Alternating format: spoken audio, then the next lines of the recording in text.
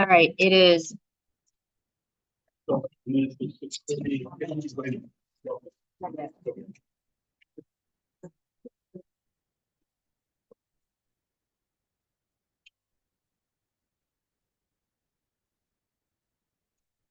do know there's a storm coming, right?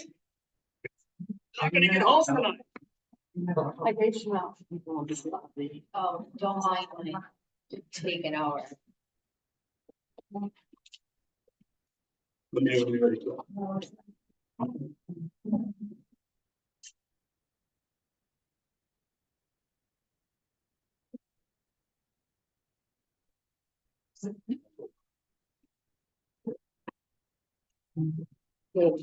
Okay, welcome everybody.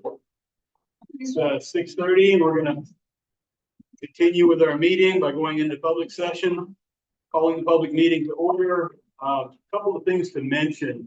We've added in the last couple meetings an estimated number of minutes for each agenda item. And we're hoping to stick to those. If we get to the end, close to the end of that time, I may ask the board to decide whether we want to continue the meeting, which would likely mean we would run late, or whether we want to call that topic complete, or whether we want to continue that discussion at a subsequent meeting. So it's a little bit different than we've done in the past. Just wanted to mention that.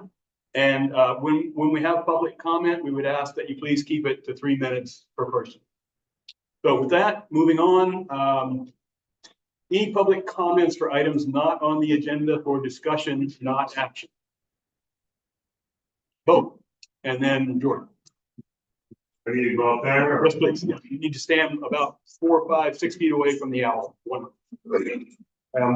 just wondering what the town is doing with Venice Cove Ranch. If there's any plans or anything like that. We are talking about that in the TA report, I believe. TA report and communications. And communication. So we will be talking about that. Thanks for mentioning. Okay. And George, you had something. Yeah.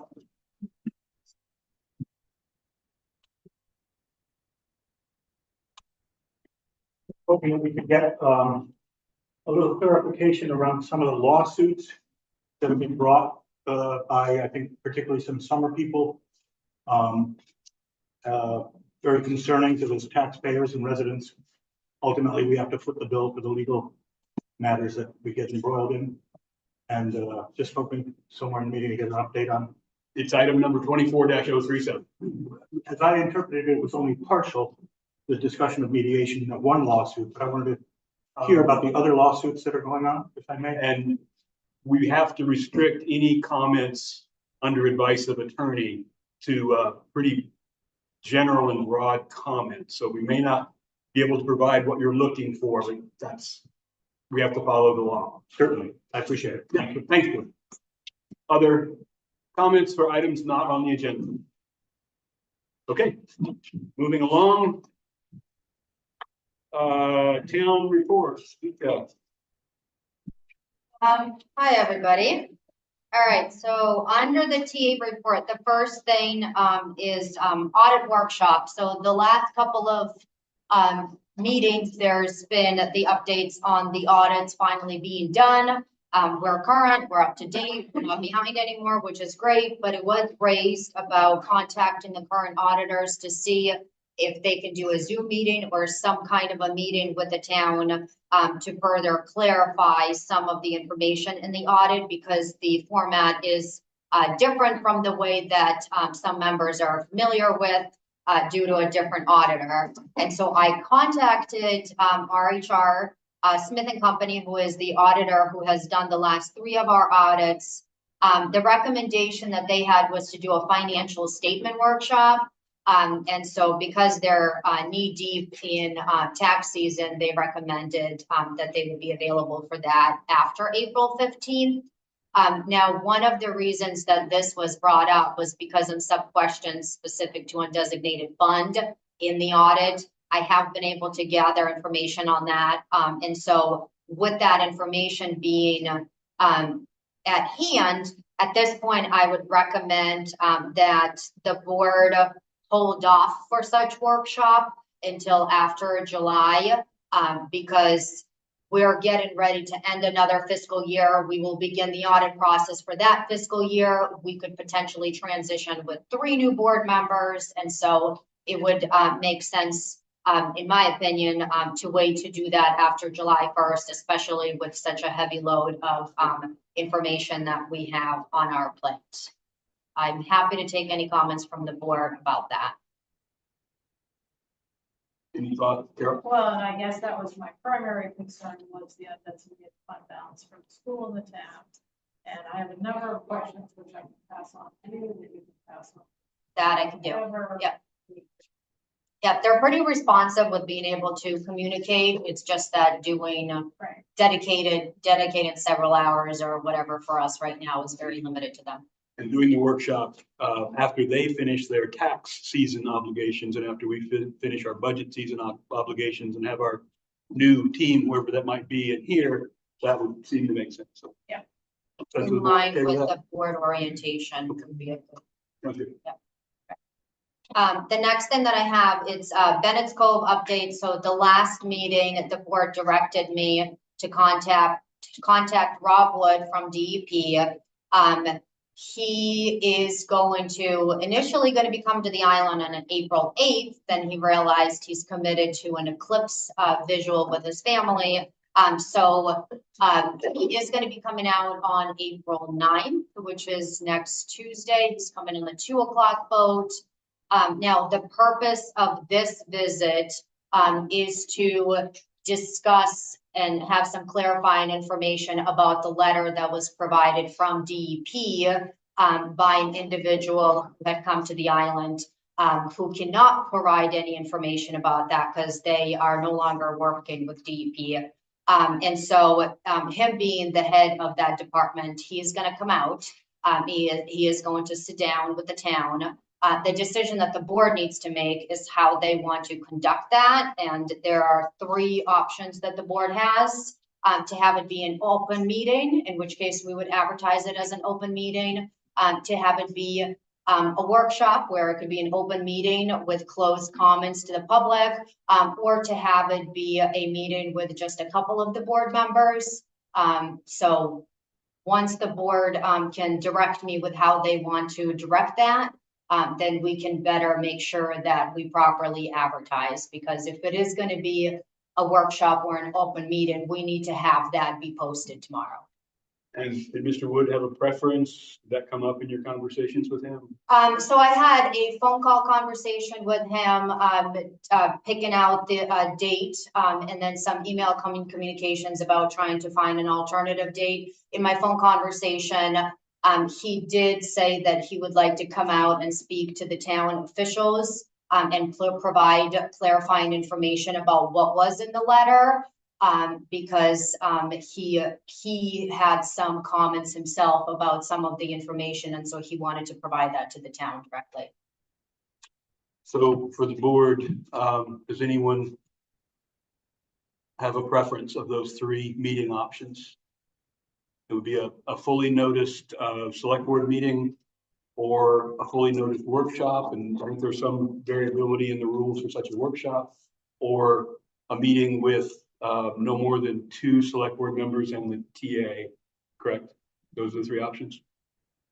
Mark? I don't have a preference. I think there's probably going to be more than 2 of us if one going to want to be present at that meeting. If I had to guess, once you're over 2 select board members, it becomes a public meeting at that point.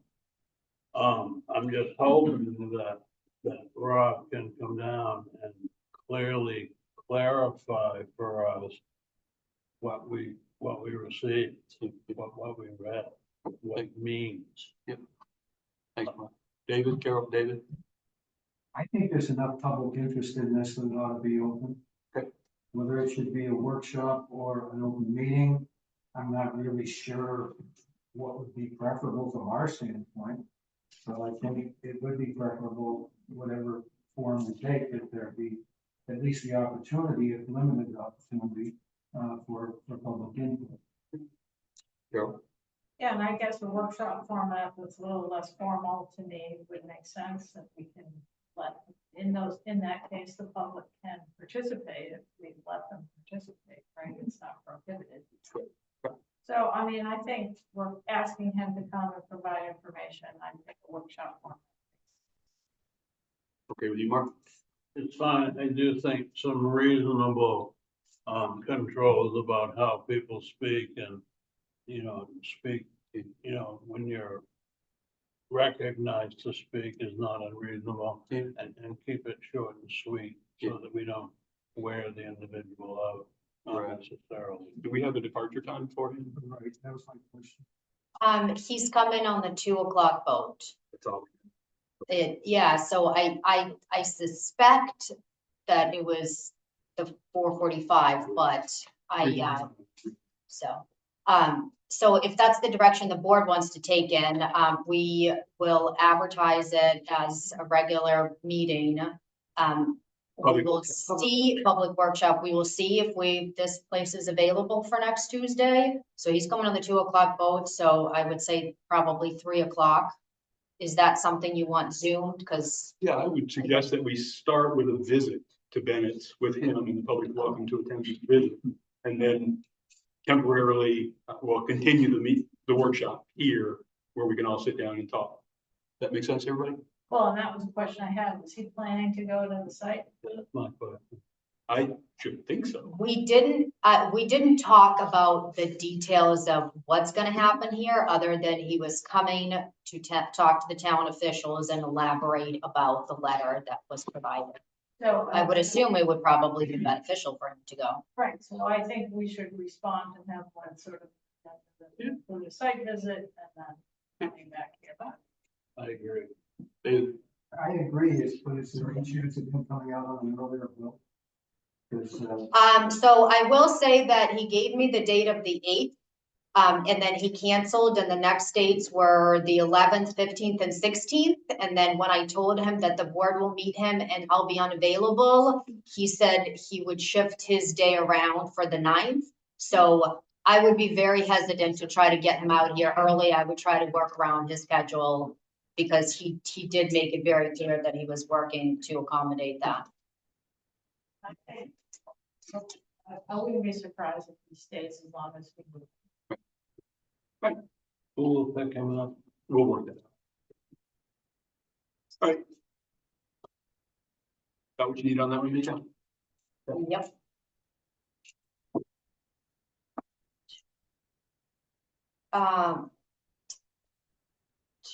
So the next thing is, once again, committee openings. We have several openings on town committees. Board of Adjustment Appeals is really in need of members. They're down to 2 members, 3 members, excuse me. 2 members short, and they've had a lot going on the last year or so. So if anybody is interested in any committees, please come see the town. All right, nomination papers. So school board, we have 2 3-year terms, and select board, we have 2 3-year terms and 1 2-year terms. Anyone who takes out papers needs to have them back in the town office by April 10th. Town newsletter was a misprint for April 12th. It is April 10th that they need to be back. And so for anyone that's interested, you would come to the town office, get the papers, get your signatures, bring them back, and then your name would be on the ballot to run for one of those boards. Right away to shore discussions. So on March 22nd, once again, this is going back a couple of weeks ago with discussion and storm erosion and permit by rule to DEP for some temporary repair to prevent from the road collapsing at South Shore Drive. On the March 22nd, the code enforcement officer, Public Works, and myself, including the chair, went to a couple of these locations with the assistance of the code enforcement officer. Public Works was able to receive direction on what to do temporary repair down at East Shore Drive, and so they are ordering the necessary equipment to be able to the necessary material to be able to do that. South Shore Drive ends up being a little bit more complex than that due to its height and the scope of work. The town crew does not have the proper equipment to be able to do that. And so from the last meeting, the board directed me to find some, information about, who could be reached out that is familiar with that kind of work and to see what the town, can do. And so when I started doing that, on March 28th, I received, a communication from Art Ryder, who is a resident on South Shore Drive. Him and Tom McCullum have been the two individuals who have been leading in the discussion with the town on the behalf of the rest of the residents in that area. They had, received some information from, a firm in terms of what kind of work would be needed down there, very rough estimates, and so forth. I did have a phone conversation with Art, today. And I would recommend that this would be an agenda item in the near future because, there is a discussion that needs to take place about, temporary repair, potentially, you know, doing more to, prevent from the road collapsing.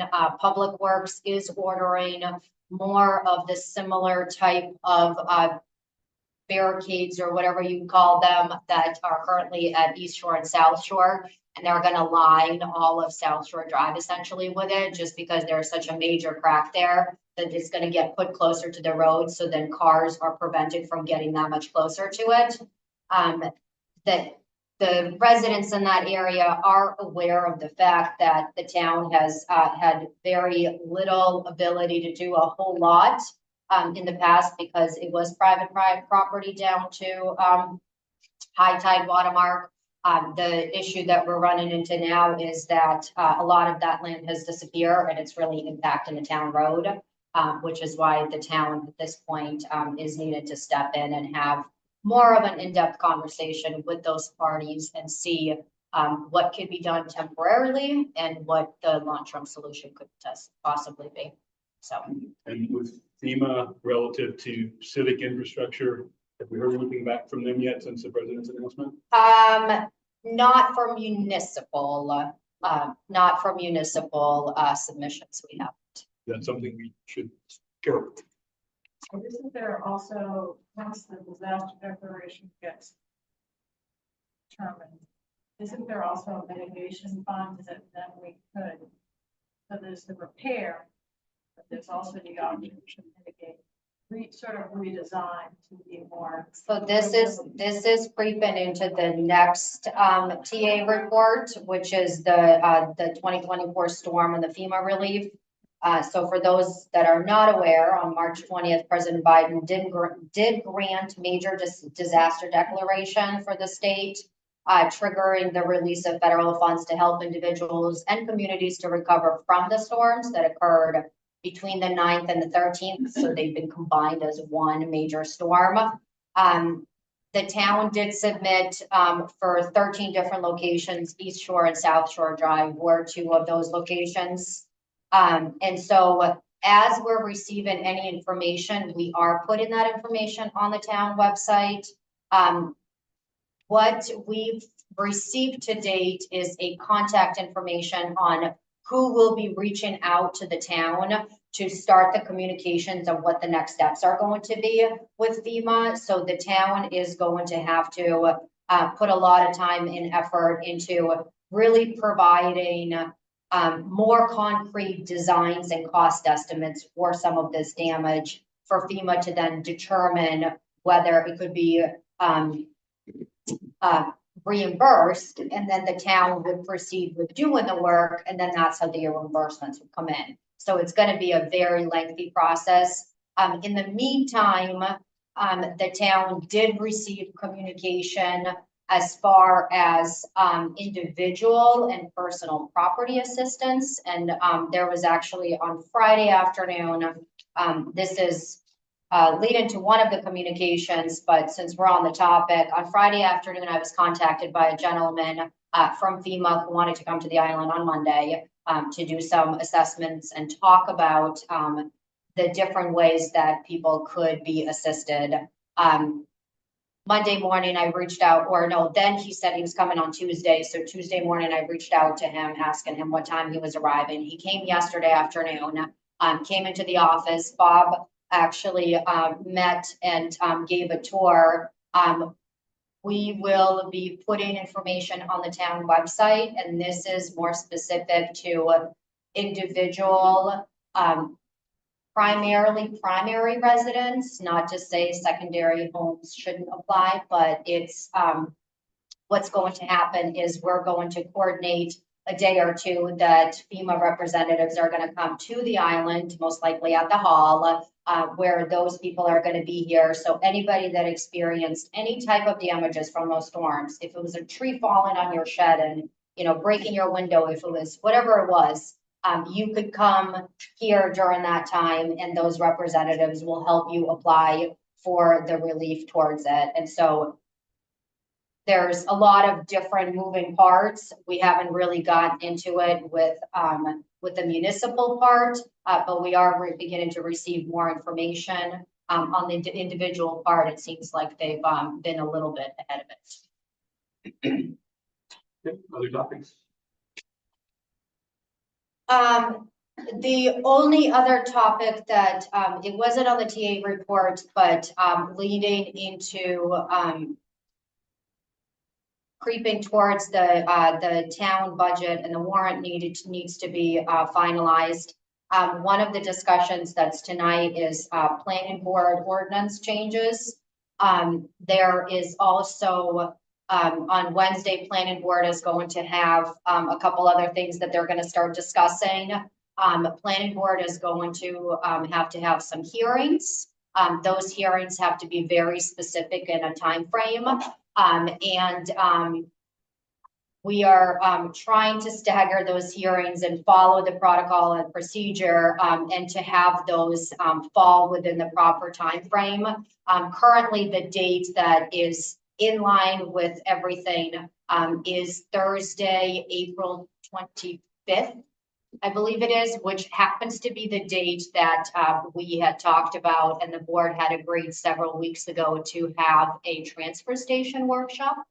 And so I was wondering if, I understand that that is just as important in many ways, but with a lot of the dates that, we're trying to follow with what the planning board is doing and, specifically, the hearing revolved around broadband, trying to be on point, to be able to have that go through the planning board, so then the work could start. We're trying to not delay it anymore. And so what I'm asking the board is whether we can move the transfer station workshop so then we can have that date secure for those planning board hearings. And then, find another date for the workshop. Move it. Not to minimize the transfer station workshop, but, you know, this stuff sounds pretty important, so let's find another date. Carol, David, you guys okay with that? Yeah, I mean, that's not time for. We will, I'll add it to the future agenda item to reschedule, but please go ahead and mark it down or just take it off the calendar and put the planning board public hearing on that date so that we can keep the warrant on track. Thank you. Is that it? Yes, there are, I will have several communications. Yep. Great. We're almost out of time on this agenda item, but briefly, any public comment on anything that Vika reported on? Seeing none, thank you. Moving on.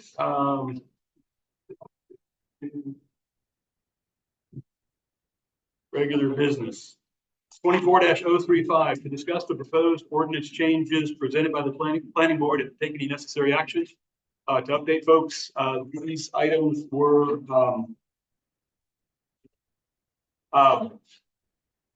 discussed at a previous select board meeting, or maybe two, and then there was a public workshop recently on these items, and I believe tonight is, if I'm correct, it's a recap of any changes that have been made since the public workshop. Did I get that right, John? Got it right on the head. Okay.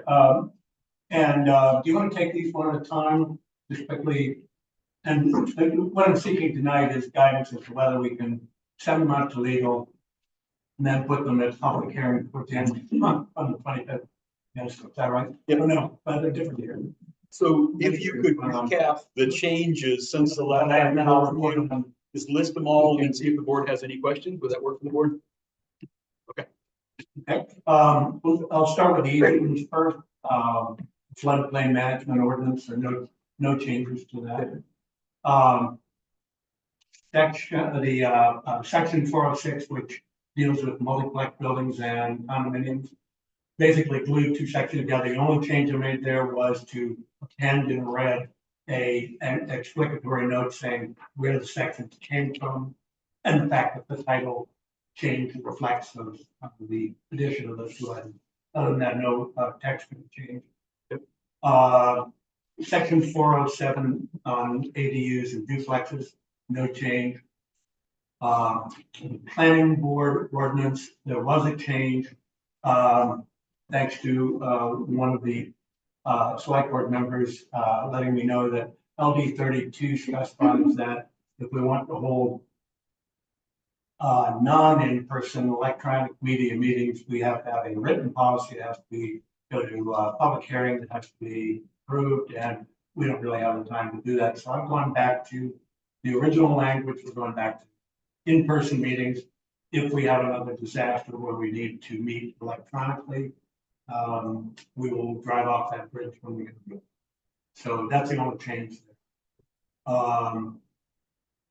And then the comprehensive plan update is now a comprehensive plan summary.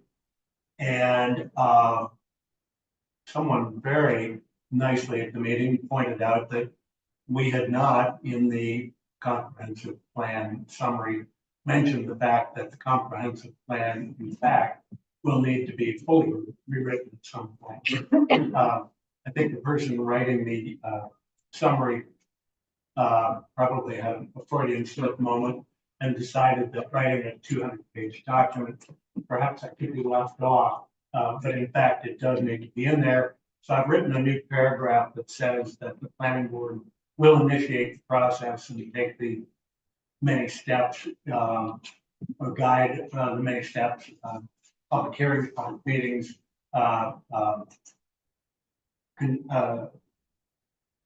community survey, inventory analysis, perhaps seeking outside assistance, but that we will do that over the next 4 years and have the fully written plan completed and up for approval and pick a date in 2030. And I just thought I'd mention that in 2030, I will turn 80. And if that doesn't shock you, it certainly shocks me. Okay, is that the changes that have been made since the last time we talked? That's it, just the title change and the added paragraph saying that the comp plan will be rewritten. Questions from the board? Well, and I guess just to clarify for the public, you say no changes, you mean since the previous draft. Since the previous draft, But these are all changes, that's why. right. Form. Right. And then on the last comment on the time frame for the comprehensive plan, I guess I'd be fine not to put a specific date. I don't see that it's necessary. In fact, it needs to be updated. Get stopped with over the next 4 years. Or just. Or it will just- be updated. I wouldn't. Okay. I hope we can do it faster than 4 years, but I don't want either way. But Just- give it a time. I would agree with taking the date off, to some degree. Definitely in agreement with what Carol said, but also because I think the legislature is in current conversations about potential requirements. So we can drive our timing off of what we want to do, but we can also pay attention to what they say we have to do and go from there. Carol, did I interrupt you? We did not finish. No, the only other question I have more in general is would it be, the process be to have a public, to have the legal review before the public hearing? I always thought it'd be the public hearing, then comments and then finalize, so you do it first? So the way that the process works is, Once it gets to the public hearing is, the public seeing what is gonna go to town meeting. And so it's kind of the opportunity to see the finalized document and have an opportunity to sit there and convince your peers which way they should or shouldn't vote.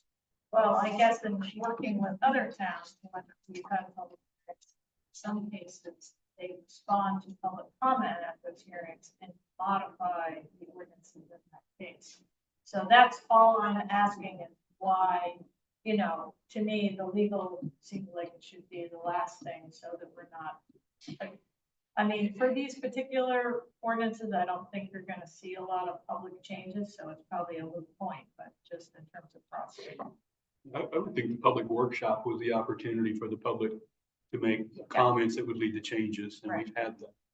Yeah, and so now it's coming to you as a board to look at what is physically in front of you and for you to say, yes, I approve these changes to move forward to a town warrant, or no, I don't.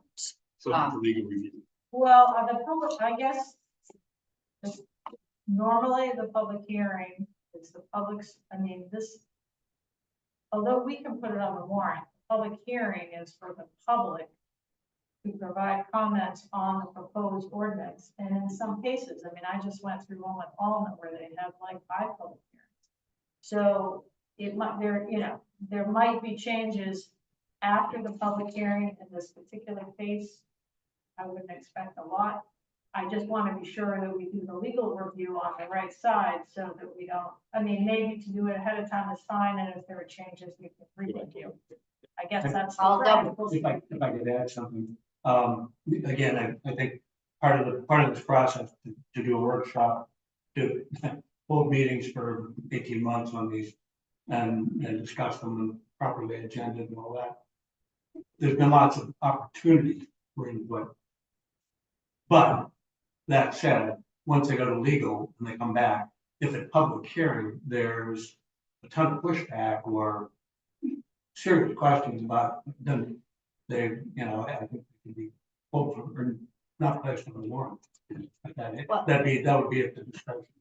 And I guess in terms of public workshop, it was only a few days' notice. And, I would recommend now that you have a final form, you post them for people to review prior to the public hearing. And then the public hearing requires at least 2 weeks' notice. Yes, and that's why with the time frame that we're kind of working with, we're trying to stagger it in a way that it's all done and done properly and follow all the proper requirements and notice it in the newspaper and have it available at the town office in time and in line with the town warrant, and it also make it on the town warrant and have the board then on May 1st, hopefully with everything coming together, sign and authorize the town warrant to go town meeting, and with that town warrant, those warrant articles with those documents. Right, so it seems like the board would make that decision. until then.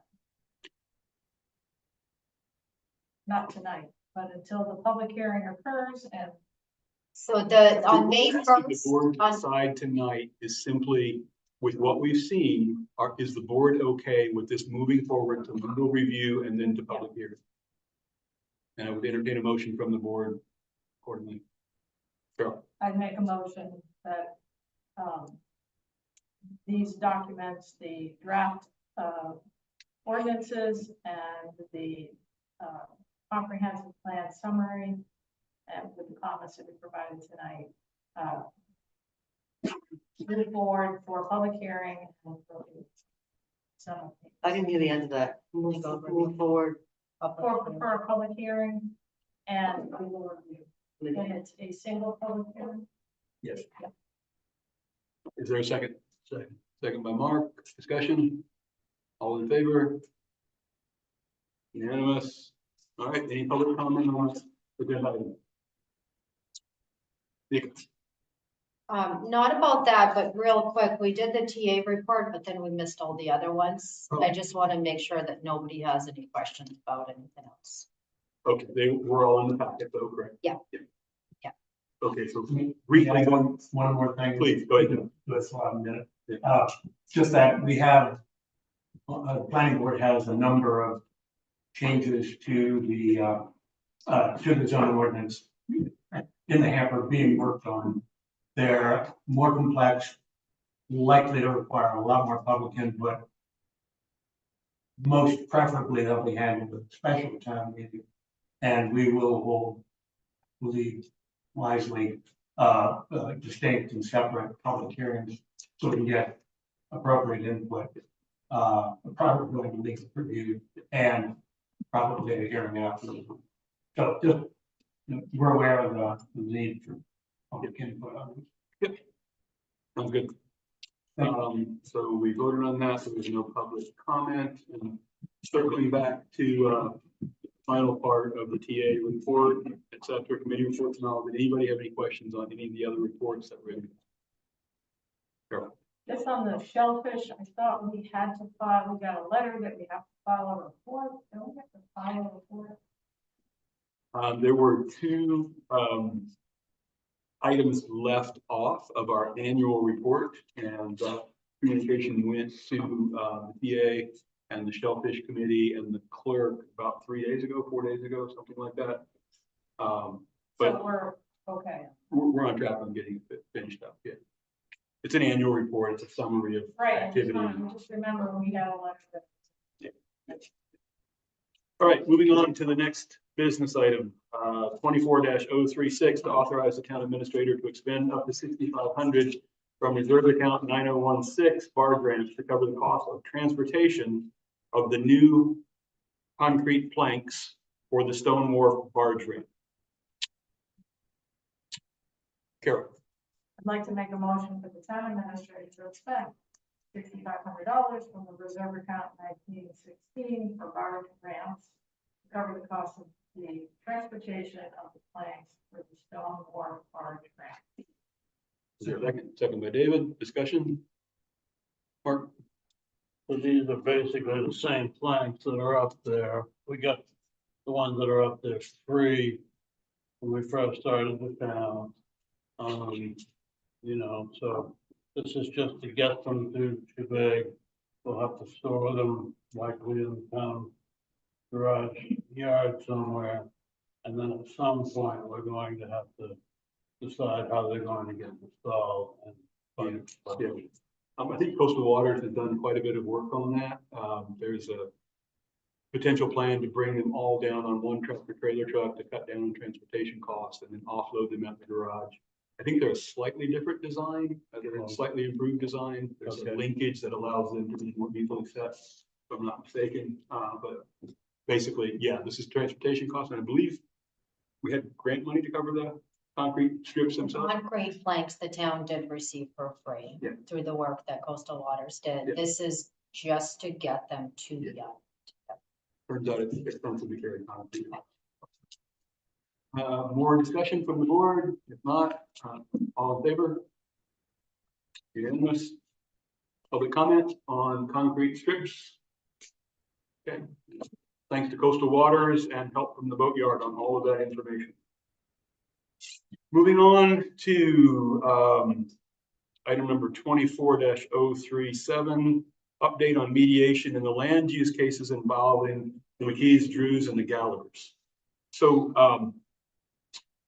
the town of Shebig suggested to attorneys for all of the parties involved that we consider entering into mediation to try to find a resolution to the situation down there, multiple situations down there, that would hopefully achieve a happy solution for all parties. The town's specific interest was to minimize taxpayer expense on legal fees going forward.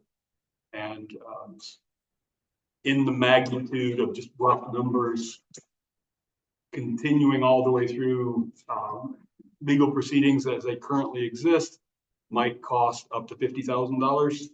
Mediation might have cost $5,000 or $6,000. So everybody agreed to enter into mediation. That mediation session was led by one of the two top mediators by all reports in the state. And that happened on Friday, and we did not come to any successful conclusion. So all we can report is that we are back to the legal pursuits, and we're waiting for things to play out in the courts. I believe our town administrator already has requests for information, data, documents, etc., that she and staff will be working to put together in the near future, and we can expect a lot more such requests in the future. Not much more I can say about that, but does anybody on the board have any questions or comments? Okay, Vika, anything? Okay. Any comments from the public? All right. Seeing none, we'll move on to the next action item, next agenda item, sorry. Fourth draft budget discussion. So we are at a point in the budget discussion where, we're at a point in the budget discussion where we have gone through the budget in detail 3 times. And we now have an initial draft budget from the school input into Trio, the town's, the state's, one of the 2 municipal accounting softwares that the state works with. So we have the town budget and the school budget all in one budget document. And there are still questions to be answered as of the time this budget was posted and sent out to the board, some of which have been answered now just in the last day or so. And we can have a discussion on the board tonight. I think we should start with Vika updating us on information regarding revenue and in particular the undesignated fund balance situation, probably focused on the town side of it, although if the chair of the school committee would like, perhaps we can talk about the corresponding undesignated fund balance that exists in the school budget. Well, we won't talk about that unless you ask us to. So, want to hit it, Nika? All right, so I guess there's been one is the clarification of the question that was being raised the last couple of meetings about the current audit, the number that I brought to you saying 638,165. Does that include the town and the school or what? That is just the town. Which is great news because the town has the policy to try to stick between 16%, no less than 60%, no more than 25%. So the $250,000 that the board was thinking or hoping to be able to use of undesignated funds is going to put the town right in that comfort zone of not having that be too much. The school, according to the 2023 audit, has $218,863. And so I did send an email to the school board and the superintendent with that information. I think there was some confusion about the audit being ready or not being ready. The way that it stands in the revenue right now is the information is still there for the school undesignated fund at $20,000, which is what the recommendation was last year, because the movement of money was different last year. And so I have not changed that number, nor have I adjusted it in any way. And so that's really the big ticket number that I waited to hear from the school to determine how they're going to use those funds. And what is the 16% number and the 25% number for the town's undesignated fund balance? That's 16 to 25%. Okay, so, and this is the, it's going to be of the general town fund. So it's, yes. And so, The. Okay, so I don't think I wrote down so the 16% was, oh, it was in the, I didn't write it down, and of course I don't have my phone with me. So 25% of the town's general fund is $643,000. So we're at 638. What's the gross number, the millions number? 2,575,199. So the 16% number is 412,000. So the calculation that I had, the town has $272,000 that the maximum they could use to offset the taxes to meet the 16%. So the 250 that you were looking to use, that would still put you within the policy. Yep. So if the 16% number is 412K, doesn't that mean that we have, and the 25% number, doesn't that mean that we have between 412 and 643 to use? How do you get to the 270 from? You're using the out of the general fund. That's the percentage number that you're using. You wanna leave the balance Yeah. between. Between those. Yeah. Oh, after it's pulled Yeah. out, gotcha, yeah. So the number is the max number for 16%, which is the smallest of the range, Correct. is 270 something. Other 270, way around. Other way around, yeah. the max, the 25% is 270? It's 16%. $272,000 is 16%. So with the town wanting to use $250,000, you're still within the policy that follow. Okay, that's where I'm losing it. If 16% of the number that we looked at is 412,000, and we're committed to use it by state law, we're committed to use at least 16%. How do we get from 412 to 270? Because I think do I understand correctly that our undesignated fund, our policy is to have between 16% And 25. and 25% Yeah. of our overall budget. Yeah. Kind of in our savings. yes, okay. So what we want to know is, so that would be anywhere from 413, 12, 640. And so, with the town, So if we take out 250, we're on the lower end of the range. but you're still within it, yeah, We're in between the 16 and We're 25. very close to 60. I should know this. 16% or 25% of what number?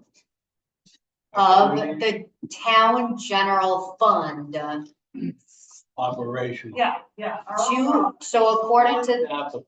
correct, not capital, not school, it's of $2,575,199. And once again, just for clarity, our thinking on this policy of maintaining no less than 16% of our operating budget and no more than 25% was, if we had no less than 16%, it might cover some big issue. in the Yeah, you future. want to have a cushion of, I mean, you're talking about all these legal fees. If we have to, if we need to come up with $80,000 today, you're not just gonna go and have a vote and be like, okay, we're gonna vote. You need, and that cushion. Yeah. And that's kind of why that policy is there. But not keeping more than 25% of. Correct, because then you're just getting greedy with taxpayers. Tax, Yep. and you're keeping for much of Exactly. taxpayers' money. Correct. So hold up, then, if you would. So Vika, what then, if we applied that 250 that we've been talking about, then that means our town-driven impact on taxes would be a negative number. So I received information from the school superintendent yesterday with a couple of additional things. I put them in the system, and I did this at like 4:15 this afternoon, so you don't have that updated information. But the number from what you have to what I have is slightly different, and so I will use these numbers to kind of answer your question. So according to the most current up-to-date information as of today, the expense, which if I get to the proper page, fiscal year 2025 initial budget, town and school included, is at $4,021,211. That is an overall expense increase of 4.74%, or $182,031. $82,000. $182,031. So if you're putting $250,000, that $250,000 is not, this is just the expense. So that 250 is now putting you below and lowering your taxes. So the choice for the board is at this point, is that the direction do you want to go in, or do you want to not use as much revenue, or do you want to agree that there is going to be some increase to taxpayers because of everything that's going on, and then potentially put some additional funds into reserve accounts like the Stone Pier or some other areas where large costs are going to be coming down the pipe. So while the board is contemplating that question, I'd like to pass it on. John, right. So the undesignated reserve was at the end of 2023. For the 2024 budget, you authorized the use of $200,000. I don't know that that's been used, looking at the documents. It has. Okay, so I don't know that the 638 is the important number to understand versus what do you project the undesignated reserve to be at the end of 2024 budget. Well, we can't, the way it works is we have to go to the previous year. Correct. We won't have that number till our budget. It's dependent on the audit. So the audit, so the 2023 audit gives us an undesignated fund balance, the accumulated undesignated fund over the past. And that's the state-driven process. So that's how it's done. And so knowing what that is, we might have some money left over from this year, we might not. Yeah. But that's how we do it. So Yeah, I guess all I'm saying is you can understand that and kind of project what you think it's going to be 2024. It's unaudited, but is it going up or is it going down? And I think that's important to the 250, not the 638 from the audit from the previous year.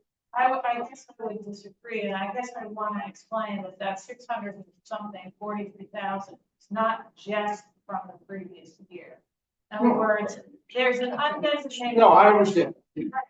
But I think, a good, good budgeting techniques would be to use a number that we know that we can use. So the following year, whatever might be left over from 2024 will get rolled into the undesignated fund, and the following year's budget will have access to that. We just don't rely on that because we don't know what the number is, but it's just a year in arrears. It's really all it is. Yeah. And I think that's pretty standard practice. And if I'm not saying it isn't, but you should be able to project the different number. That's all. So I think there are a few outstanding budget items that we've been waiting for events to help us shape the budget. For example, projected legal expenses for next year. I think we currently have 23,000 in the budget. And I can't remember of any others that we were waiting for more insight or that we put a placeholder next to. Mark, do you remember any? No, legal was definitely a wild card area. That we may not want to revisit. Material for these emergency repairs. I think we concluded we had the dollars that we needed in the budget for things like this happening again, or did we not? For what? So we're spending a bunch of money right now, maybe they can give us a number for emergency repairs on East Shore Drive. That may or may not be reimbursed by FEMA. But it's a material cost, and then the assumption is that for that particular portion of the damage, the labor will come out of our public works lines. So I'll look up while we're talking, but I'm just wondering if you've got enough money in there, given what's going on with storm. Carol. Well, and I guess I just want to understand when you sort of say, in a sense, it's a wash. In other words, balances 189,000 over last year, but if we put 200. But does that include the capital allocation? Yes. The expense, this is the expense of the school budget, the town budget, the capital, the debt services, everything that we're gonna have to pay for in the anticipation of the coming year. So right now, last year we put 200,000 undesignated funds. This year we're proposing 250. The school put 25 last year or 20? 10. Oh, I thought it was, okay. And what are you proposing for this year? We have not had that discussion at this time. We received this email last week. And so we're not meeting until April 9th. So we should have hopefully a better understanding. So on that point, April 9th, you're referring to the joint workshop. Yeah, we're meeting prior to this meeting. Oh, okay. So by the time we all meet together in the joint workshop, you guys will have talked about that information. It's one thing I'd like to get done among other things, yeah. Carol, you could have a question. So do I understand correctly, though, from 2024 to 2025, like this year's current budget to next year's budget, we are proposing to increase our capital Correct. amount, right? Our capital amount was increased by 36,500 as of our last. So to me, I think that's kind of where the flexibility of the, because there are certainly areas in the capital budget that could use more funds. I think to some degree, it might be a good time to talk about where do we want to end up? Knowing that we've got these big capital challenges coming and trying to work them into the rolling over of finishing up of some of our debt obligations, but with some major expenditures coming up for things like the public safety building, the stone pier, possibly the transfer station. Where do we want to end up? It's a kind of a backwards approach to the conversation, but I would agree with Carol that we should focus on, well, Carol and Mark, focus on legal and then focus on capital in light of this updated information on undesignated fund balance.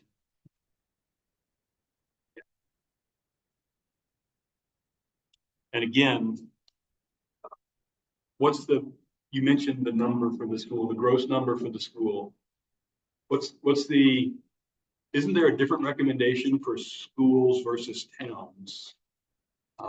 Towns, there's the 16 to 25% thing, but schools, you shouldn't carry. Is that correct? So you can, but it's much smaller. I think it's like 5%. I want to say 3 or 5%. It's something like that.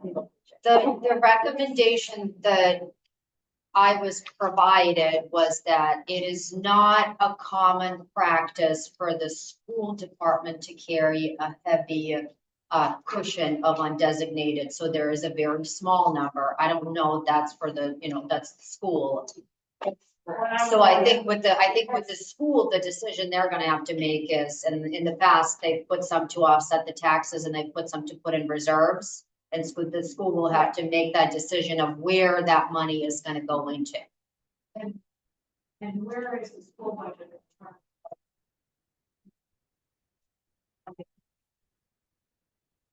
I don't have the numbers from, because we finally got the number for the increase in insurance, so that is 6.5%. We also have one less tuition that we need to pay for environment high school students, so that's about another $13,000 that we won't have to pay, so I believe that's not reflected in that. But from before that, it's about 1.8% increase. Or, so if we're talking, if you're referring to this most recent trio printout, yeah, the school total is 19,765 of an increase, I believe, in that most recent. And then it's changed by these two factors. Yeah, And it's it's- changed. I think, so I printed out one of these, I didn't bring it with me and I don't have my phone to access it because I left that at home. But with the numbers that Ann provided me, there was an increase in the insurance benefits, but the number was a very large drop. I mean, not huge drop, but the number of the tuition was a larger drop than what the increase was. So those adjustments were going to increase the school budget. They were making it, you know, a little bit lower. I don't have the exact number, but that's with the most current, those numbers were in benefit of the taxpayer versus Correct. in a And then disadvantage. there's another thing that's, we're waiting on Yarmouth, as well. Just, and that would lower our budget as well. And do you expect to have that number by, Not not by the 8th? Okay. 9th. We're waiting, I mean, Andy can follow up with Yarmouth, but we're kind of at the mercy with that. So if we could update Trio for these changes that we do know of, and then export to a spreadsheet, bring the spreadsheet to the meeting on the 9th, and input at 6 o'clock the results of the conversation that the school has had at 5 o'clock, we might get further down the road in that workshop.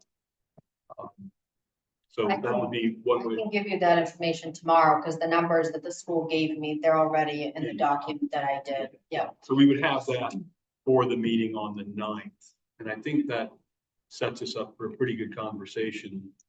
But I don't think that keeps us from having a conversation about capital tonight if the board would choose to do that.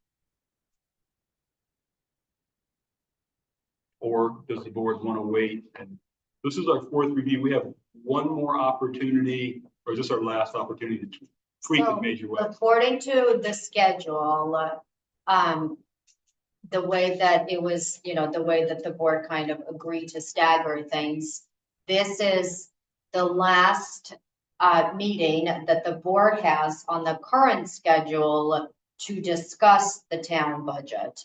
The next meeting is with the school, and then after that, the next meeting is May 1st, where the approval of the warrant. So what will happen, what the kind of the plan is, unless the board is looking to add another meeting between now and then, is after this meeting, any information I updated in the system.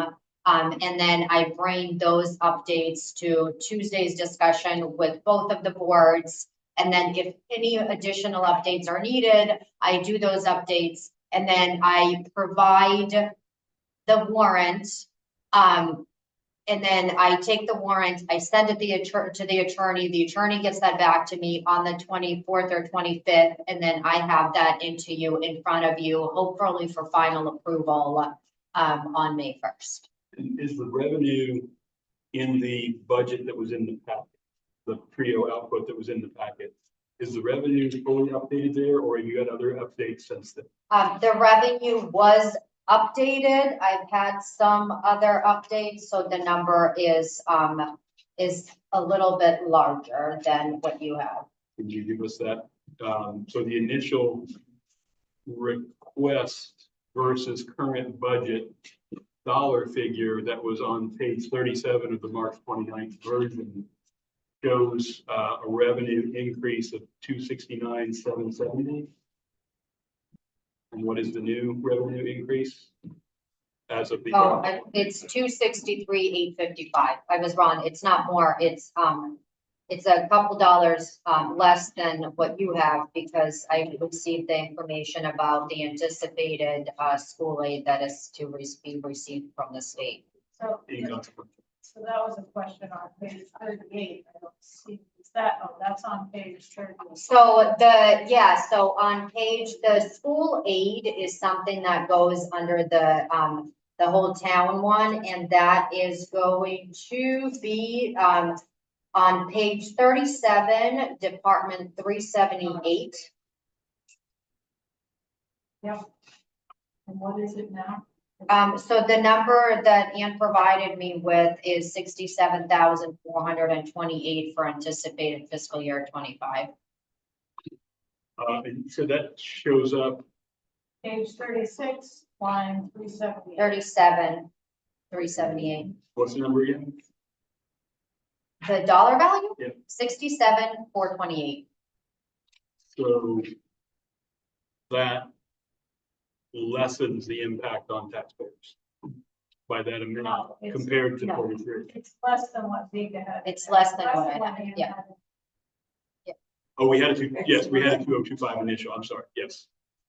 So it's 67, so it's now So I 6,000 for the branch. I put that information in, but I have not recalculated the tax commitment, the anticipated tax commitment. So that number, I wouldn't, rely heavily on it because it is a couple dollars off. Yeah, but it's a swing of $6,000 at this point. Okay. So I think what that means, if you go to the summary at the bottom of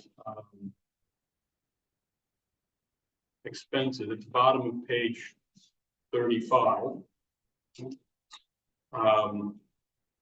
where we were looking at the school and town budgets from an expense standpoint, going up 5.39. With these changes, they're going up 4.74, which is a difference of 182,031. Yep. And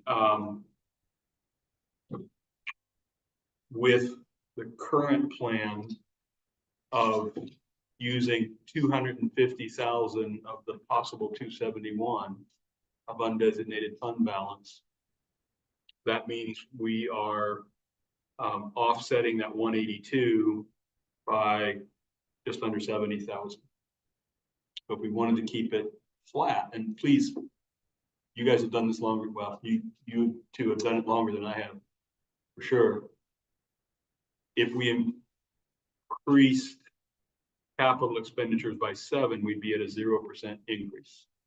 Am I doing that correctly? Say that again. Our current 2025 initial in this version of the budget, after Vika's adjustments, comes to an increase totaling the school and the town expenses with what we know right now, subject to some more changes. 4.74% or 182,000. But if we offset that 182 with 250 from undesignated funds, then we're at a positive 68,000. Yeah. Mark. So that's what, if the taxpayers okay that request, basically there's going to be a warrant article if we send it forward like you just described, to ask the taxpayers for permission to use that amount of money, which will be either 200,000 or 250,000 out of the undesignated fund balance. The reason for doing that is we have increased the budget. We have encountered some increases. We have passed those through so far for a draft budget. And we have added the capital by almost 40,000. My inclination is to continue on that path, ask the taxpayers for permission to take $250,000 of undesignated fund balance, but take 50,000 and put it back into capital. And I would put it into the stone wharf probably if I was going to put it into anything right now. My thinking on this is that we are going to go after something at some point for stone wall. And I think when we do that, we have to show the DOT that we actually mean to, we actually intend to improve that facility. And, I realize that legal could use some for operations, and I realize that the new town office could use some, and I realize that the proposed, draft of the new fire station could use some, but that would be my, tact on this. And then I had one quick question, if I may, Bob, for Vika. This isn't really budget, but it kind of is. I think you said that we were looking to order the materials to do a repair up at East Shore Drive. And to order those, were you going to order those out of the operational budget of road materials? How do you intend to pay for it? So, at the moment, depending on what the cost is, it would come out of the regular operational budget.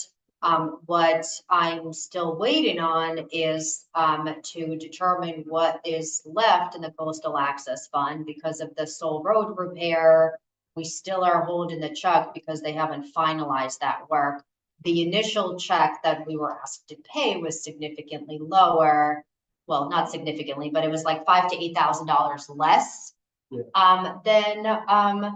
Than that, in which case I would, ask the board if, it could come out of coastal access. And so in line with that conversation, if you're talking about capital, all of these shorefront repairs that are gonna need to be done, there's little to no money in the coastal access. And so that might be, a line item in capital that might be worth putting money in. Because that's all directly to them. And I don't want to tie this up, I'll be quick with my comment. This is just a question.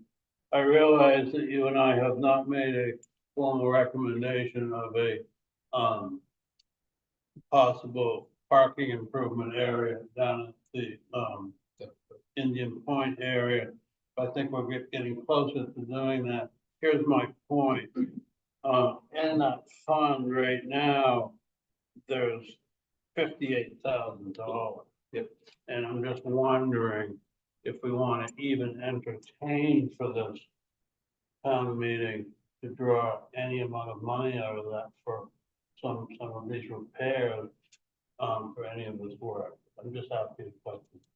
Carol? Yeah, I think we need some sort of storm response fund. And even because the FEMA things are mostly reimbursements, so we have to go and do the work. And I'm wondering if we could repurpose that fund or a good portion of it, because we've been using the coastal access fund, which is probably not. I mean, I think we need a fair amount of money, and I'm still, to start with, I would say I agree completely with Mark's suggestion that we use 250 for the undesignated fund, put 50 more. Right now we have 200 in the stone wharf. We have 250 total, which is 150 more than last year. Is that right, Vika? Last year was 100, this year proposed is 200, and the current. It's close to $500,000. And I think that would be a good goal.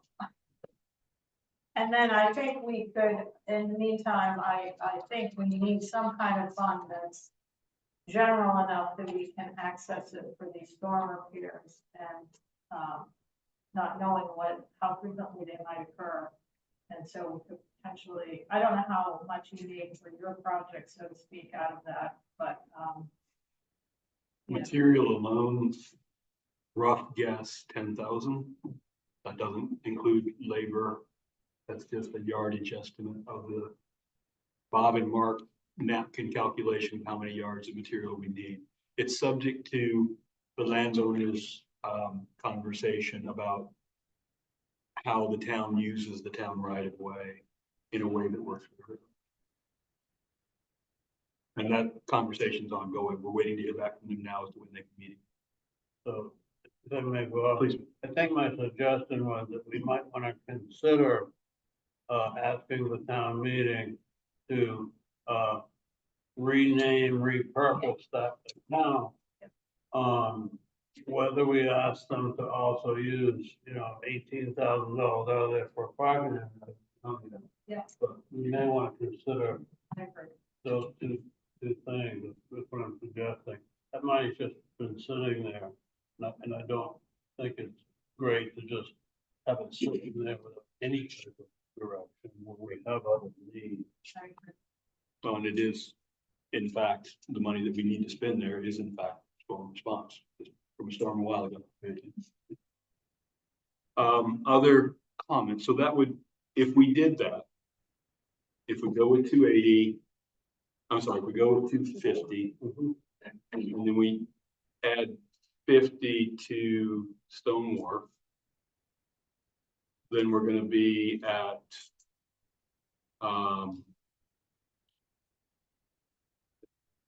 negative 18, balancing out the increases versus the use of our business.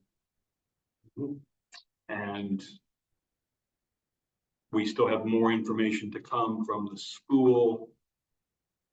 Elizabeth, correct me if I'm wrong, but it sounds like the net of these things you're waiting for is things going down. Yes. I guess while Elizabeth's here, I'd encourage a couple of years ago, or maybe it was year before last, Yeah, the year before last week. you put in more, We put it, from the undesignated. fund. correct, because we had a much greater surplus. I think we.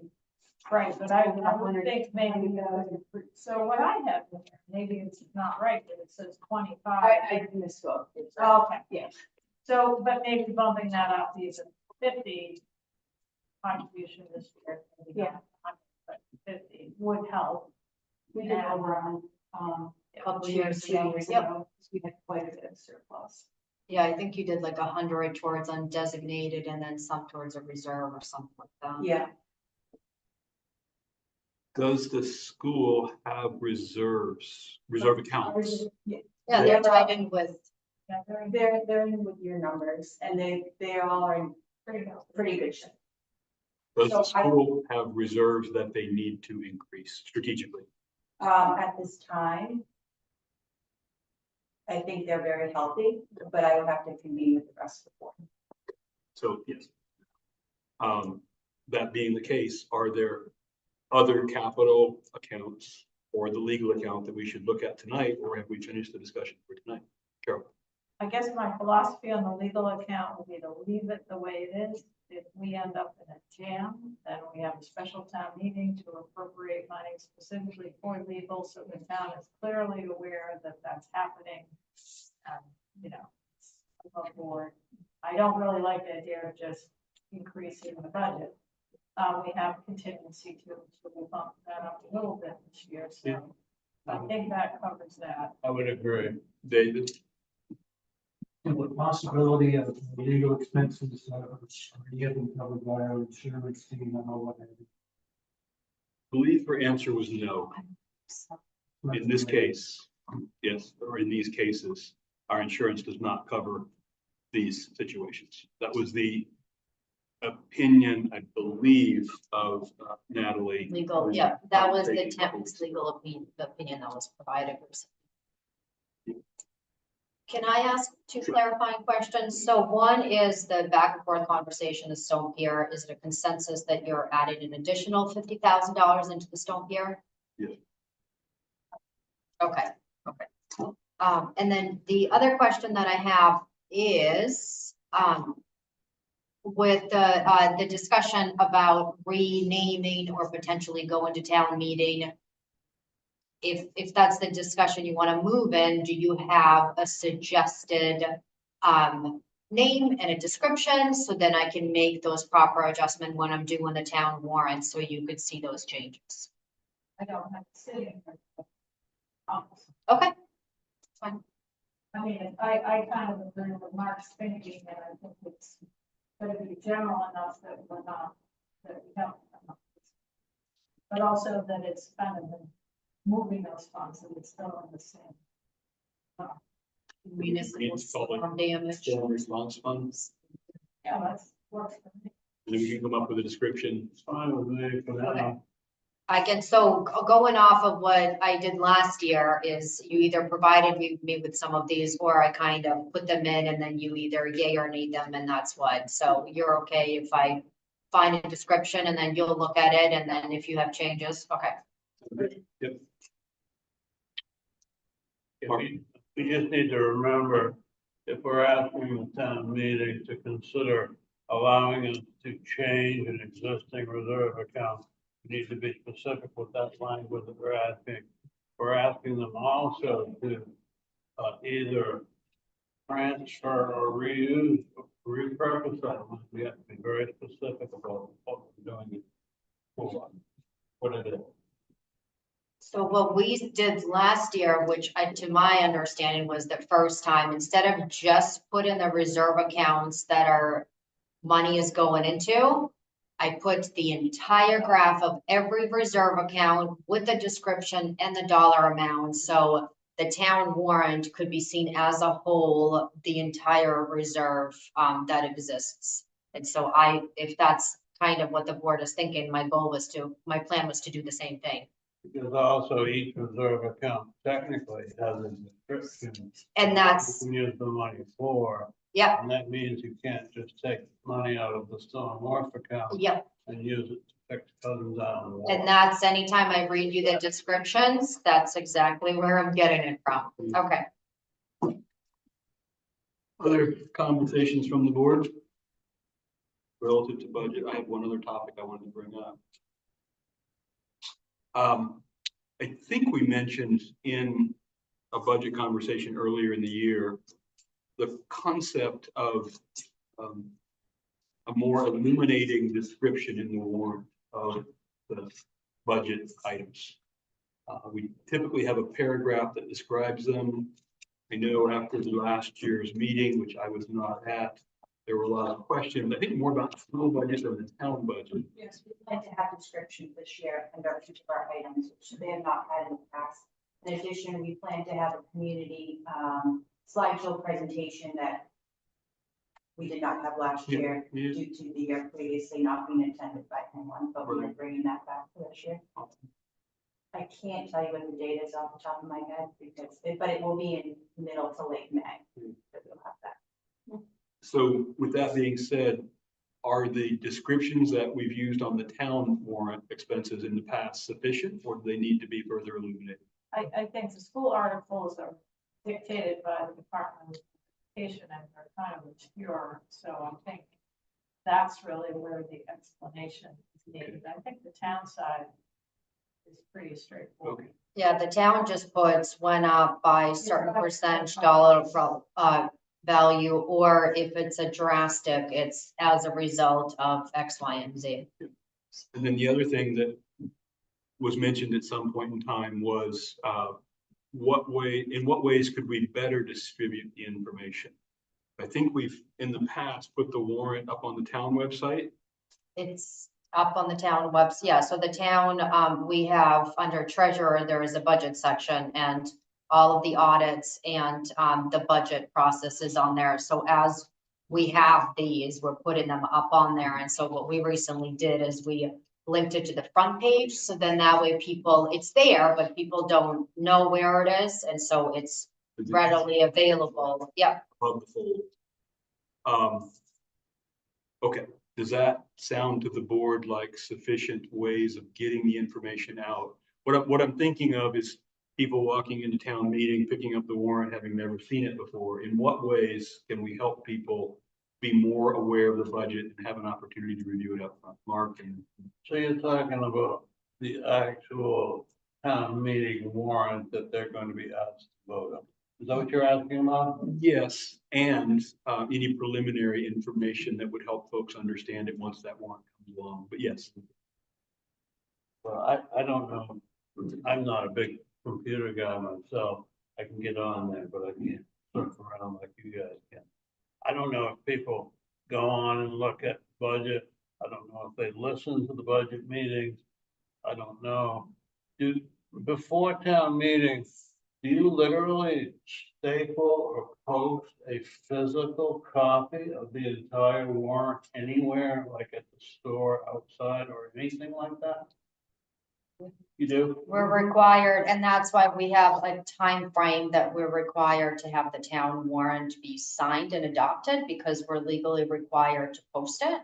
And so we have it on the town website, and yeah, we have it in those same required places, but people don't. And then, again, I should remember this because we've tried really hard over the years to be more thorough and transparent to our taxpayers. Do they receive a warrant in the mail? Nope. So when they come to town meeting, you have a stack of them?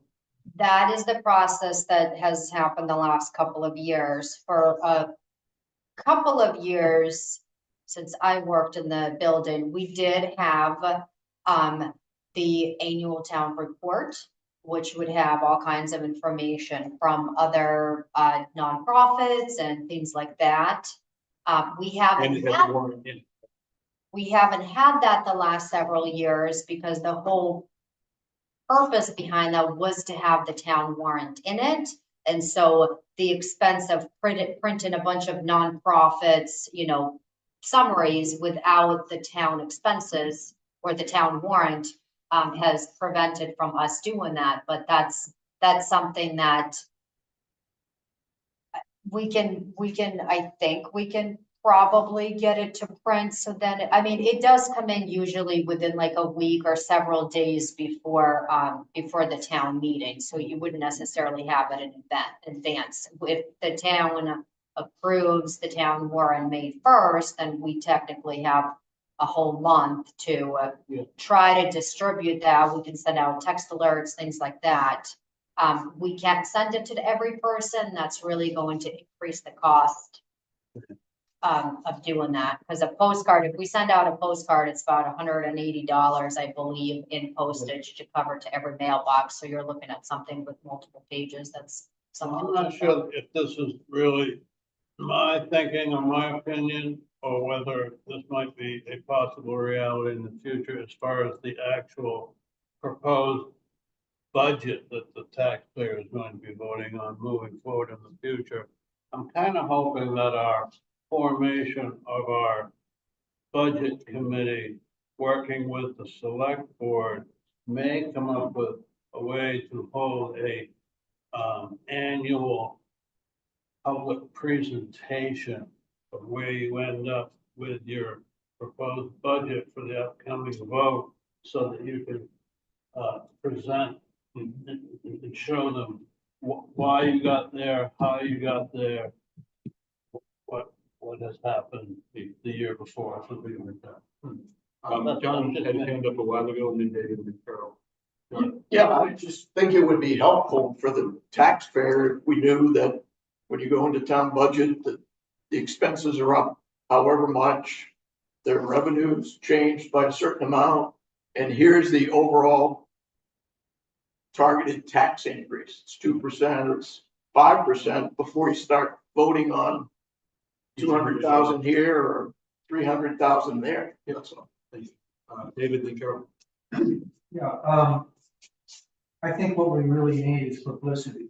I think having the warrant drafted and so forth, what we need to do is let people know that it is available on the town website, through our, Sabrig.org, through Text. the other Yeah. online methods of communication that we have.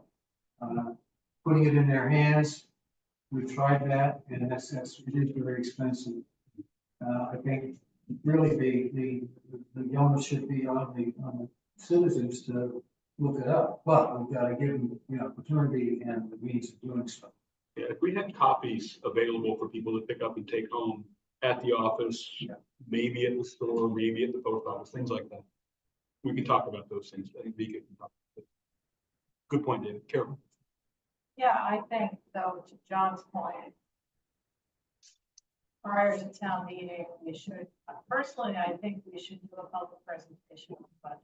That's an informational presentation.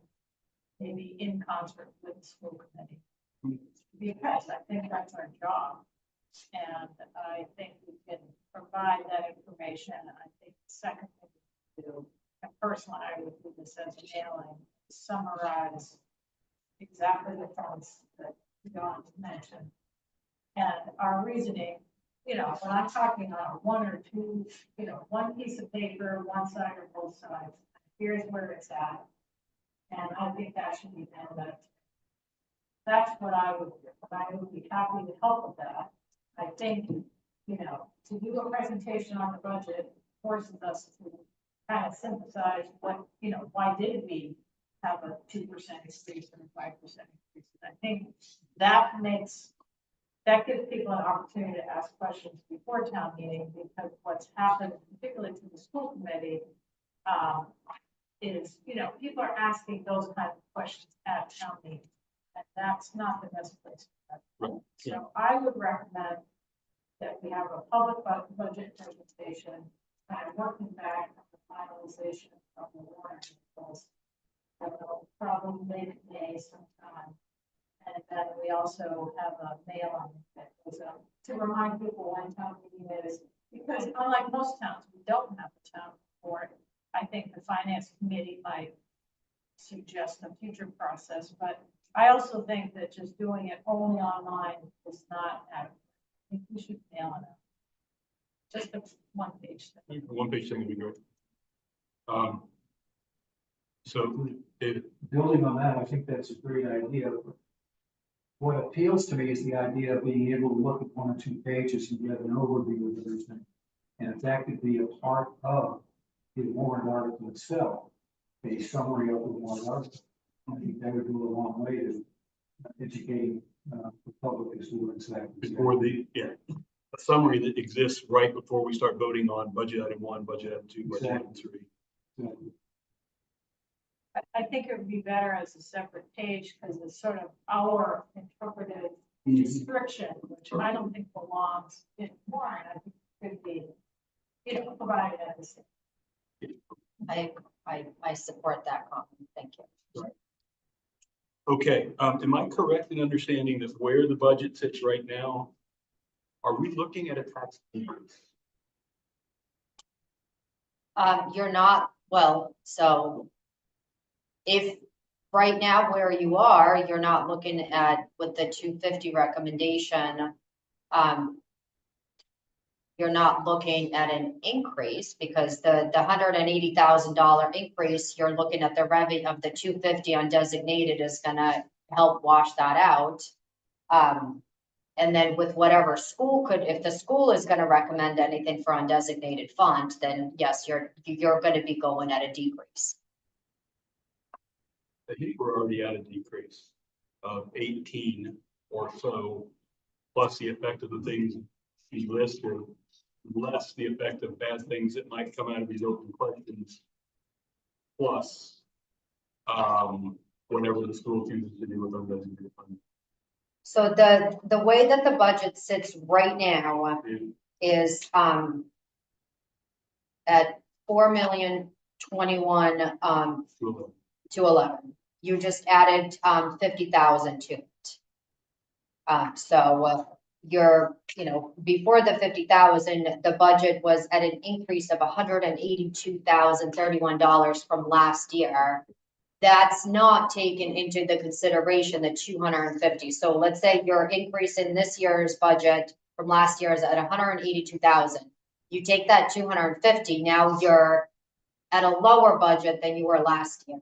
You just added the 50, so you're, like you said, you're at what, 80,000? I don't have those numbers. So if the school brings, $30,000, then that's going to decrease the budget even more. So that's the comment that, going back to what I made earlier, with you as a board, where the expenses and what you put in, all the work into the budget, you're at a pretty decent place.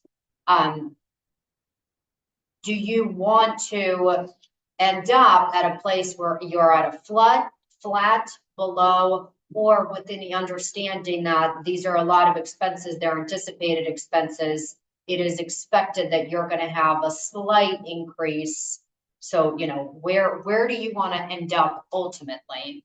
That could maybe help gauge whether you want to add more into capital, whether you want to keep it the way it is or whatnot.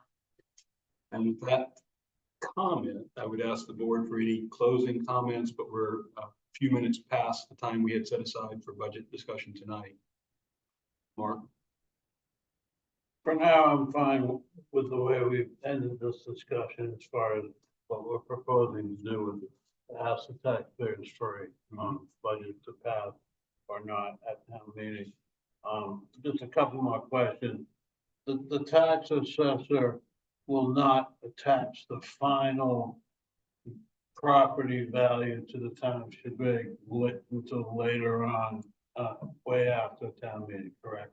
So the tax commitment, the taxes that get committed, that's done in August after town meeting. And what about the tax calculation sheet? Is that something that we can take a whack at before that, or no? I emailed it to you. Yeah, If we have the, oh, and we got something else, just so you know. That attachment, I don't think was that form. Unless I missed it somehow. It's not a big deal, but I think that would be a good thing to have for the August meeting. The tax rate calculation form, yep, that's what I sent to you. I sent that to you along with, the information as far as, the, evaluations based around the bonus. And we don't have to- sorry, go ahead. But I thought on that form, isn't it the state equalized valuation that's used to make that calculation?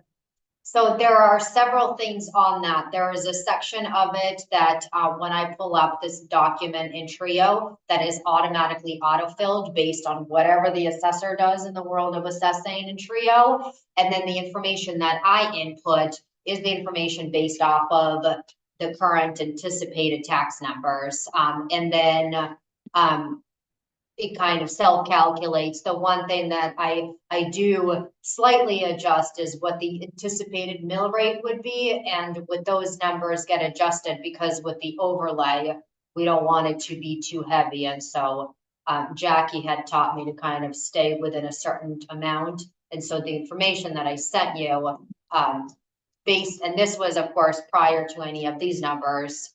It was, you know, this year's we're at 12% mill rate. This anticipated is a 10.4. And it's important, quickly, Bob, it's important for us all to remember that it's the duty and authorization of the tax assessor to set the mill rate of the town, right, based on the value and the budget needed to run the town. okay. So we have one more shot at the budget in conjunction with our school committee. And then we're pretty much final. We come back on May 1st and finalize it. We have another select board meeting on April 17th. People will not be here for that meeting. That meeting is not intended to be a budget discussion, but obviously if the board decided we need to have more budget discussions, we could at that point. Is that correct, Mika? You could, and I will not be here for it. All right. Any public comment on that agenda item of the fourth draft budget discussion? All right, okay. I'll say one thing real quick, brother, he's exactly right. Put it on Beverly's page and link it to the Shebig Jack Book. Should be basically now get out really. Thanks, Ted. And the owl excuses you probably don't want. Okay, other business. Any other business from the board? Not sure what other business. I should have asked this question during the town administrative report, so forgive me. Was contact made with the town of Yarmouth about possibly having a discussion over there at some point?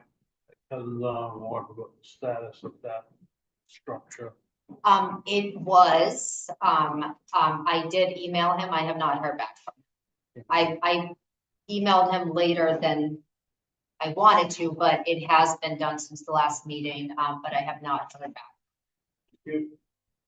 Other? All right. Communications. You go first, you want me? I have several, so if everyone else wants to go, by all means, go for it. Okay, I had an email from Jane Frizzell. It's brief, so I'll read it. It's actually not that brief. Just saw a barge coming into Stone Wharf, reminded me of Bennett's Cove. I understand neighborhood concerns. Environmental consequences happen wherever such a facility is located. She's basically saying, keep it at Bennett's Cove. Have an email from March 29th from Meredith and Bo Beaupre, talking about Bennett's. I won't read the whole thing. Talks about the impact on businesses and the impact on hauling waste off the island, construction debris, that kind of thing. Basically saying, keep it at Bennett's Cove and fix it now. And then one more communication from Indian Island Corporation. We'll touch on this briefly. They were pleased to receive the 2 alternatives for parking layout that Mark and I sent to them.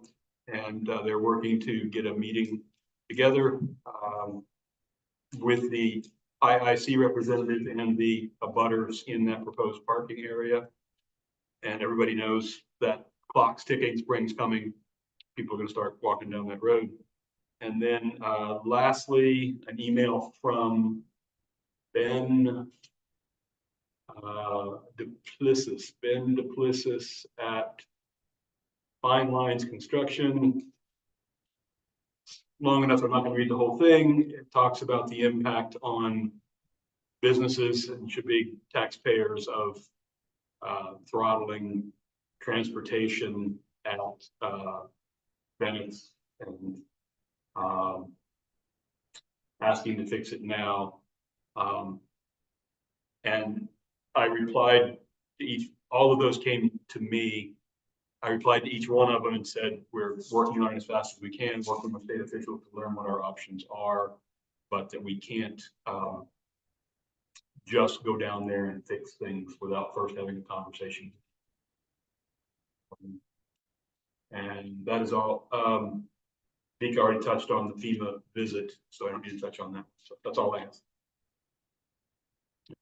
Other communications from the board? I just wanted to, I think Dick is aware, but we submitted a letter of intent with Long Island and some folks from the Portland Islands for this grant application. So we just sent it in as the town should be. Long Island, because they hadn't met as a board, asked that we be the prime. But if we end up being selected to submit a grant, then we might switch those roles. So And the grant was for? a grant for, it's really looking at coastal erosion, public and town education on it. Other communications from the board? Rita?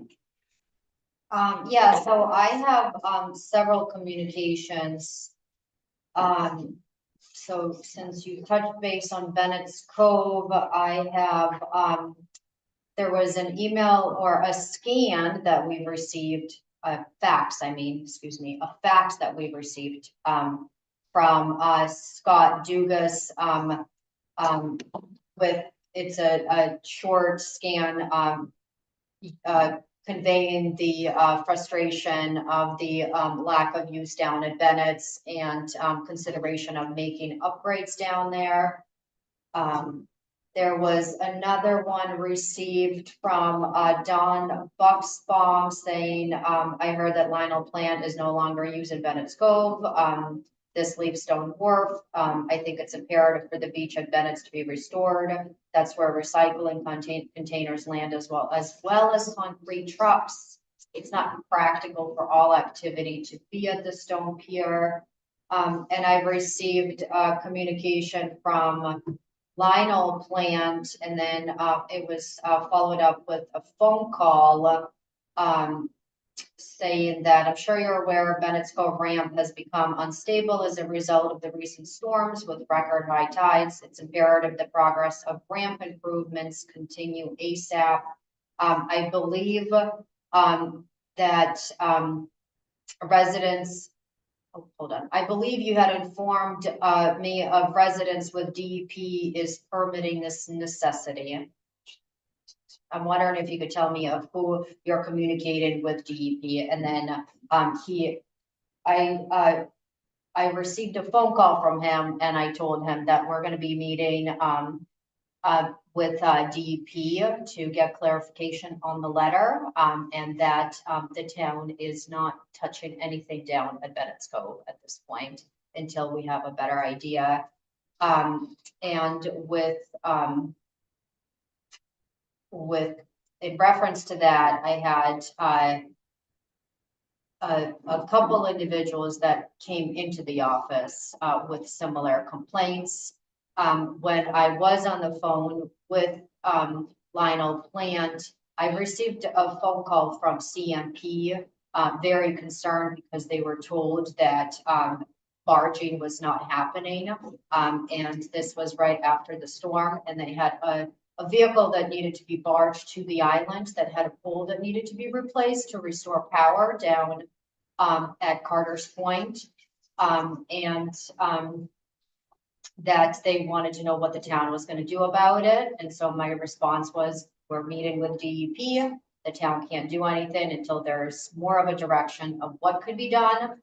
And then, so with the phone call with Lionel, I asked directly, is barging stopped? And the information that I was provided was that barging will only be able to be conducted going forward unless there are improvements made only at high tide. And so what was explained to me was currently an hour and a half before and an hour and a half after high tide that barging is done. And because of where the sand has been redirected, they're only doing it at high tide so they can go over and be as close to the road as possible. Alex Bucksbaum was one of the individuals that came into the office and stressed concern and said that it would follow up with the letter because they have had to cancel barges in line with some of the work that they're doing. So those are the communications in reference to that topic. There's another communication from, this was received a couple days ago from the state of Maine, Department of Agriculture, Conservation and Forestry, which I believe I sent it to Krista to put it on the town website. But the letter is to inform abutting towns of town of Yarmouth, that town of Yarmouth has submitted their municipal comprehensive plan to the Maine Department of Agriculture. And that written comments will be accepted through 5/2. And there is a website where you could view that. And so, like I said, I believe I forwarded it and she put it on the website. If not, we'll make sure it's on the website. And then the other communication is connected to the FEMA. And this was prior to them visiting and now in relation to it, where they had opened a disaster recovery center in York. So for any people that needed to go to submit any kind of damages, that they could go there. But since then, they're going to be coming directly to each individual municipality to provide those services. And we will provide all that information on the town website as well. So I think that's all. Public comment on communications. John, can you please step up?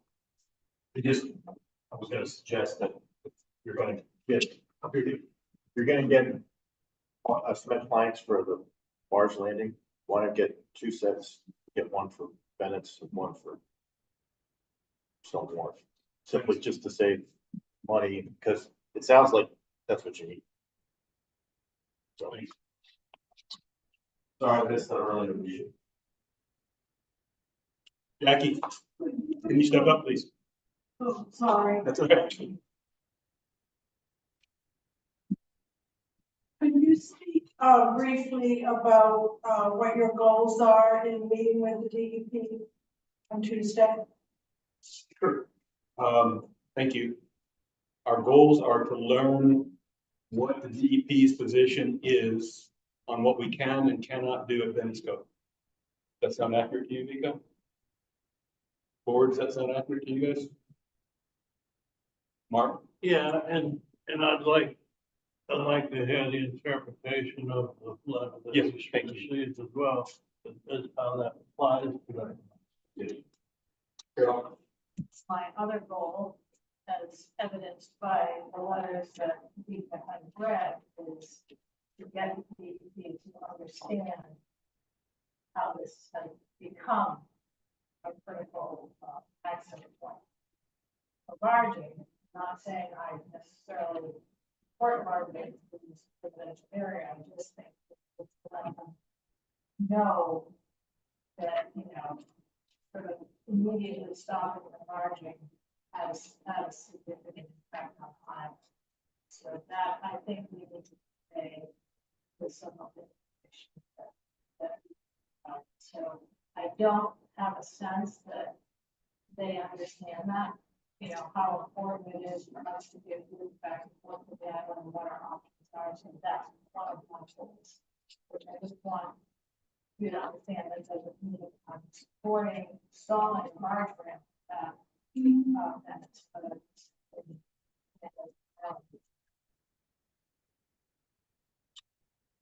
Wait, can you Yes. step up, please? So you are, saying that they've stopped the bargaining. Can you wait until, so the public can't, the people watching on YouTube can't hear you unless you're within 6 feet. Thank you. So it's my understanding here that, I'm hearing that you're saying that they stopped the barging and that it's fell.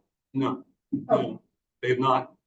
There was a rumor that the barging had stopped, but as of a couple of days ago, Lionel Plant confirmed with our town administrator that they've reduced it to only barging at high tide.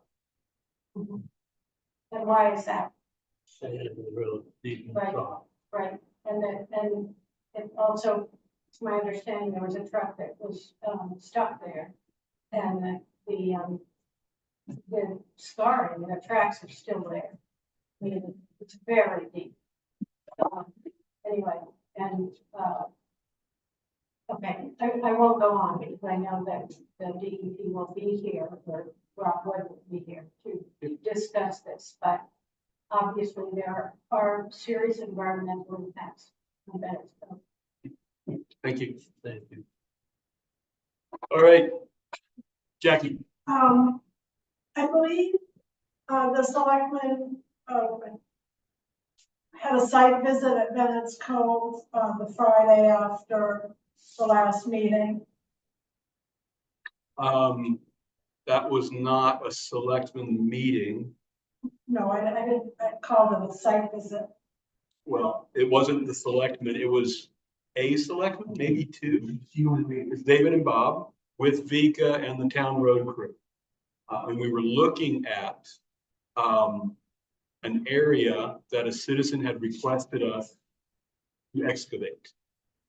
And the result of the visit was, we're not going to do that. Does that help? Yes, thank Thank you. you. Right, Vika?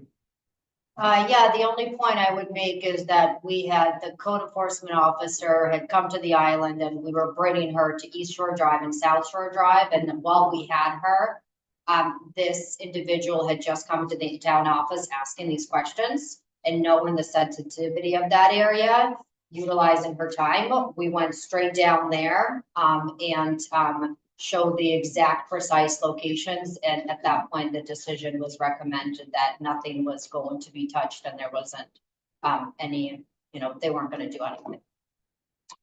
Okay, let's move on to, One more quick question. sure. Really quick. So you mentioned residential area, Bennett, is the stove here not residential? Is that zoned differently? I'd like to not All right. get into this debate. Yeah, no, but I just want to put that up because it's very residential, so. Thanks, Dave. Moving on to approval of minutes from March 20 and March 22nd. So moved by Mark, second by Carol. Discussion,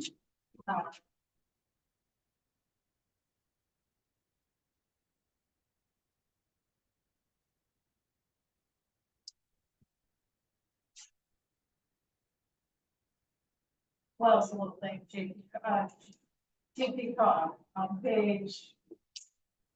Last page, first, I think that's what it's supposed to be. Yeah, I changed that. Bob had, sent me a message about that. I did change that. All in favor? Unanimous? Okay, items to be placed on a future agenda. I've got, consider the addition of a tech person to replace the volunteer who's currently coming into every meeting and setting up our YouTube, link to citizens who want to watch the meetings live via technology. Person has been doing it just before the meeting, suggested that we consider replacing him while he can still be replaced. He's been doing it for he's not asking for the job. He's suggesting we consider someone to do that. So we can talk about that. We will at some point revisit a public workshop relative to parking at the Stone Pier in Chandler's and perhaps a snow parking ordinance. I think we set a date for public presentation on the budget, probably. Okay, Bob, I will try to be ready at some point soon with revisiting that request about the land swap. I have been successful with talking with one of the former select person in person finally. it's still on the list. I'm not sure what my recommendation will be based on the conversations, but I will try and revisit that. We do keep on OneDrive an ongoing list of agenda items that we haven't hit yet. Another one that came up tonight was an engineering approach to both a temporary and long-term solution at South Shore. I believe, do we need to talk about that, or was that something Well, that Vika? I guess I don't know what that means. Are you talking about getting, and I think I dropped the ball there. Are we talking about getting an engineer to come, come out and look at it, and give us an update? No, I don't think that needs to be an agenda item. I think I need to get this in motion. You're right. Thank you. So, Also on a future agenda item, we need to reschedule the transfer station workshop that we just displaced tonight. And that was all the ones that I had on my list. Any more, Vicky? Yeah, so all of these are really going to fall at the next meeting. When I will not be here. Krista is so kindly going to sit in my seat and take any notes on my behalf, so Chris can take any notes for the minutes. So what we are up for are the renewal of special amusement and the victualler licenses. I have spoken to Ralph, and both of our agreement we were in agreement that some of these he can't, and they're not quite ready for an inspection. And so accumulatively, if the board after discussion could potentially approve them, with some of them pending a fire inspection. Once a successful fire inspection, the town will send out the appropriate documentation. So those will be on the list. There are 3 liquor licenses that have been submitted to the town to go in front of the board just within the last couple of days. The Slow Bell, Two Birds Cafe, and the Inn are all looking to submit liquor licenses to the state of Maine. So there will be an agenda item to have a hearing, discussion, and for you to decide whether you want to sign those or not, for them to send them to the state. And then the other one is something that's been on the schedule, is a presentation from the facilities committee as far as where things stand overall with the work that they have been working on over the last several months. So I think that would put you at a pretty full agenda. Yeah. As always, we will have to winnow that down to fit into the time allocated. With that, I would entertain a motion to adjourn the meeting. Oh, Jackie has. The question regarding South Shore Drive, I was curious, Vika, as to whether our driver forwarded the engineering proposal that they, yes. Motion by Mark, second by David, all in favor? All right, thank you all for coming. You.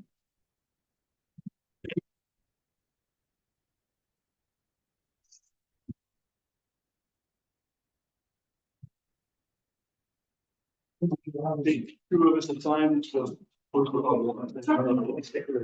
Yes. They come in today? Yes.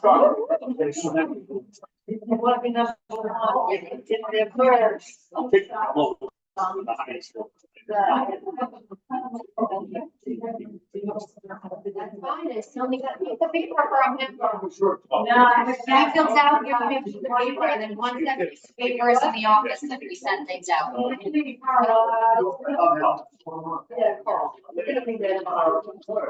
Maybe.